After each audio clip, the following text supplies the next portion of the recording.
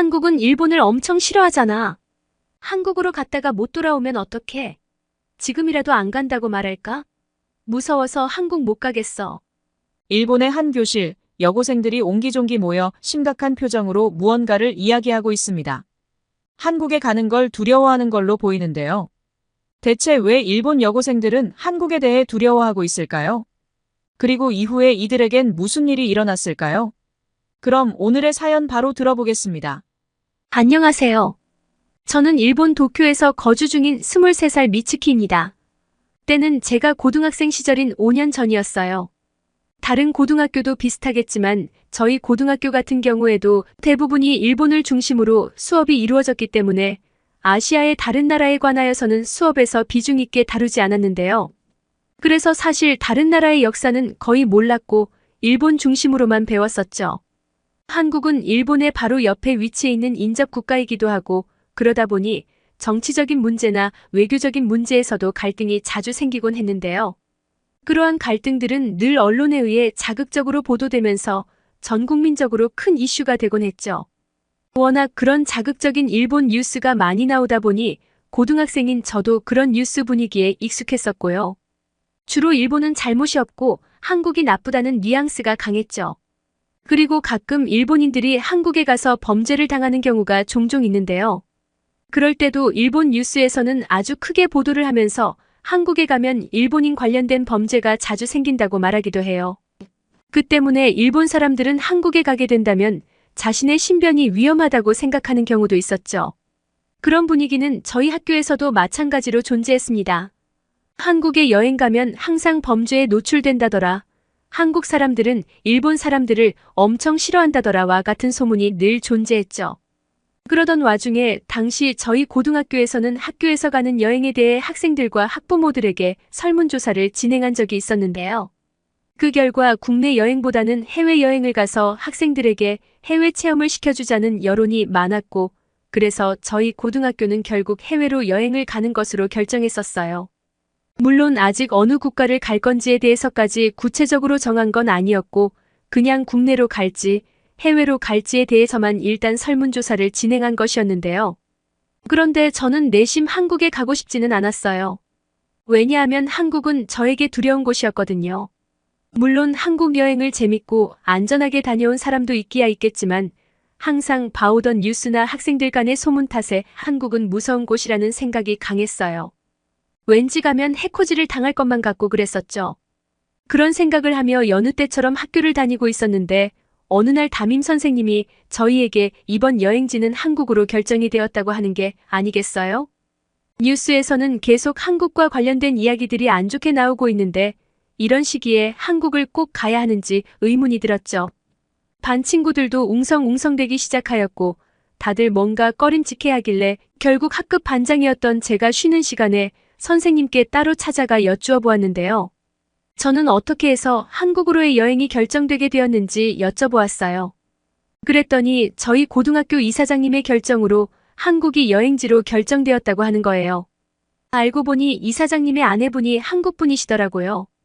그래서 학생들 여행지로 한국을 엄청 추천을 했나 봐요. 저는 그 말을 듣고 어이가 없었어요. 여행은 학생들이 가는 건데 이사장님 마음대로 여행지를 결정하다니 정말 허탈했죠. 하지만 이미 결정되었다고 하니 제가 할 수 있는 건 없었어요.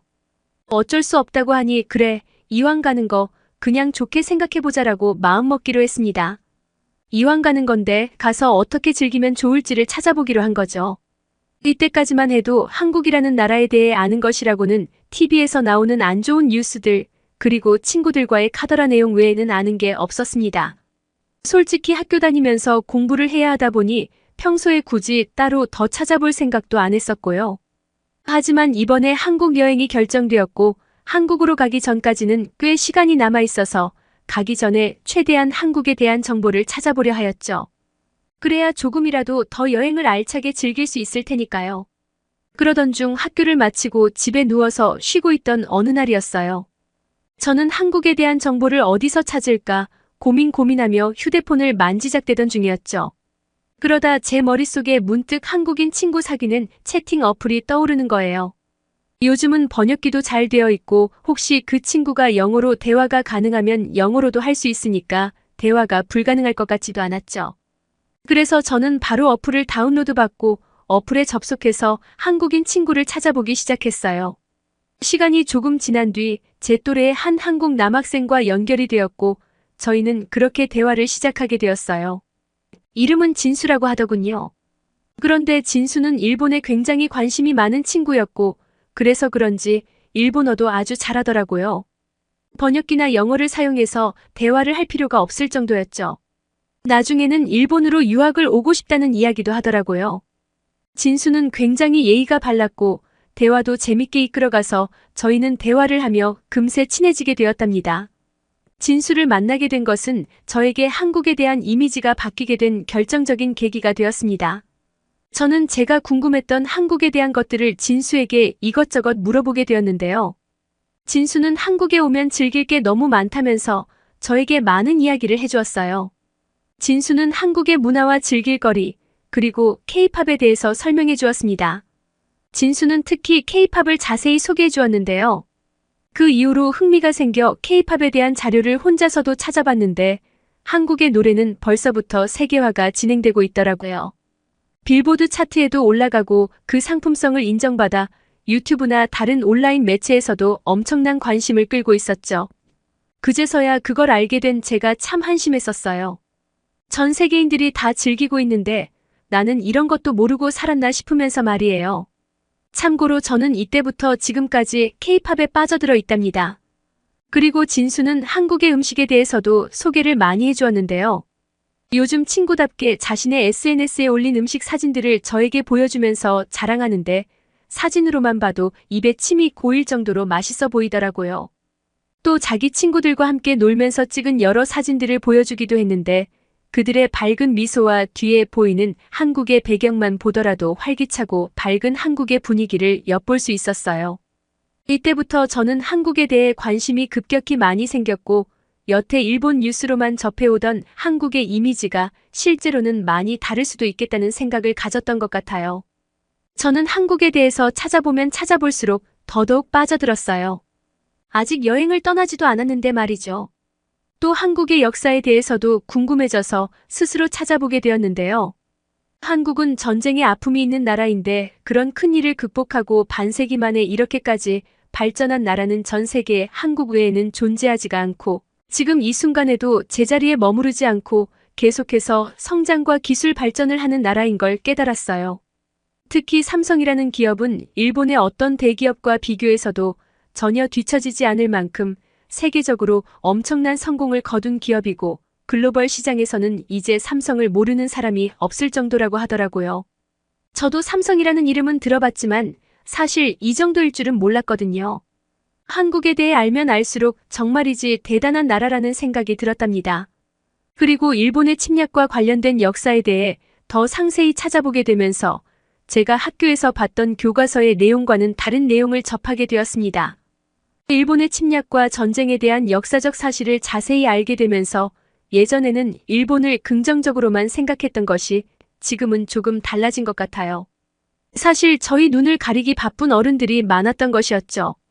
일본에는 아직도 일본이 다른 나라를 침략하고 전쟁을 일으킨 것에 반성은커녕 자부심을 느끼는 사람들도 꽤 있어요. 그런 사람들은 자국의 역사적인 잘못을 부정하거나 무시하는 경향이 있는데 역사를 정확히 이해하고 인식하는 것이 중요하다고 생각해요. 저도 자세히 찾아보지 않았으면 일본의 뉴스나 편파적인 교과서만 보며 그런 사람들과 비슷하게 될 수도 있었을 거란 생각이 들었고 정말 아찔했답니다. 지금이라도 이렇게 찾아서 알게 되어 천만다행이라는 생각이 들었어요. 그리고 한국은 위험한 나라이긴커녕 치안이 세계적으로 좋은 나라라는 것도 알게 되었는데요. 정말 한국은 안전하고 살기 좋은 나라라고 보여졌죠. 여태 제가 알고 있던 사실들이 대부분 잘못되었다는 걸 알았어요. 한국에 대해서 찾아보면 찾아볼수록 빨리 여행을 떠나고 싶은 마음이 들었습니다. 그런데 부모님께서는 아직도 한국에 대해 잘 모르시고 뉴스를 통해서만 접하시며 한국은 위험할 수 있으니까 조심하라고 신신당부를 하셨답니다. 그렇게 여행날이 다가왔고 일본 공항을 떠나 한국으로 도착하였는데 한국의 공항은 정말 완벽했어요. 화장실, 편의점이나 음식점 등의 편의시설이 너무도 깔끔하고 외국인들이 방문해도 불편함이 없도록 되어 있다는 느낌이 들었죠. 공항의 크기도 엄청나서 그 웅장함에 깜짝 놀랐어요. 또 공항에서 일하시는 분들은 모두 깔끔하고 멋있어 보였죠. 공항에 오자마자 설레지 않을 수 없었는데요. 하지만 사람들이 많은 곳에 도착하니 혹시라도 일본에 대해 악감정을 가진 사람들이 있는 건 아닐지 살짝 움츠러들었죠. 아무리 한국에 대해 찾아보고 왔다고 하더라도 어쨌든 처음 와본 곳이었으니까요. 그런데 제 걱정과는 달리 교복을 입고 이동하는 저희를 향해 웃으며 인사해주는 분들이 정말 많았어요. 저희를 반겨주니 금세 기분이 좋아졌죠. 그중 기억에 남는 어떤 분은 일본어로 환영한다고 인사해주는 분도 계셨는데 발음이 조금 서툴기는 했지만 그게 뭐 중요할까요? 정말 진심으로 감사했죠. 아마 일본어 공부를 열심히 하고 계시는 분인 것 같았어요. 여하튼 그런 모습들을 보고 있자니 그간 한국인들은 일본인에게 해코지를 하는 존재라 생각했던 제 자신이 참 부끄러워졌습니다. 그렇게 공항을 떠나서 숙소에 도착하였고 짐을 정리한 후 점심 식사를 정해야 했는데 저는 부대찌개를 먹으러 갔어요. 왜냐하면 부대찌개에는 햄과 소시지가 들어간다고 했는데 제가 햄과 소시지를 엄청 좋아하거든요. 그런데 한국 도착 후 첫 식사로 맛을 보게 된 부대찌개는 정말이지 환상적이었어요. 앞접시에 한국자 덜어가지고 맛을 보는데 국물이 칼칼하면서도 정말 시원하고 맛있었어요. 육수가 깔끔하고 깊은 맛이 나서 정말 좋았고 또 소시지도 뭔가 저가형 특유의 맛이 날까봐 걱정을 했는데 전혀 그렇지 않고 맛이 너무 좋았답니다. 간도 저에게는 딱 맞았어요. 부대찌개를 배부르게 먹고 저희는 다음 일정인 전주에 가서 한옥마을 구경을 했는데요. 가서 한복도 입어보면서 기념사진도 찍어보았죠. 한국의 전통과 멋을 알기에 너무나 좋은 곳이었습니다. 이곳에서의 기억은 아마 평생 잊지 못할 추억으로 남을 것 같아요. 저희는 길거리에서 파는 여러 가지 음식도 먹어보았는데요. 친구들과 함께 떡볶이를 먹어보려고 길에 있는 포장마차에 가서 떡볶이와 어묵을 시켜보았답니다. 기대를 하며 먹었는데요. 조금 매웠지만 떡의 쫀득한 식감이 정말 좋았습니다. 매콤하지만 달콤하기도 하면서 정말 맛있었지요.